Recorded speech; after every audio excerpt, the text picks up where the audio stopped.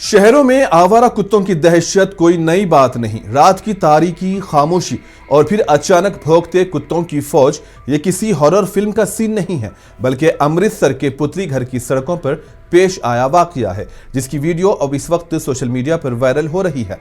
जब कुत्तों ने एक शख्स को चारों तरफ से घेर लिया तो वो बेचारा बेइख्तियार रह गया। फिर क्या था, उसने अपनी पतलौन से बेल्ट निकालकर हवा में इस तरह लहराना शुरू कर दिया जैसे कोई फिल्मी हीरो तलवार लहराता है। कुत्ते फिर भी पीछे नहीं हटे और आदमी भागते हुए सड़क पर नीचे गिर पड़ा।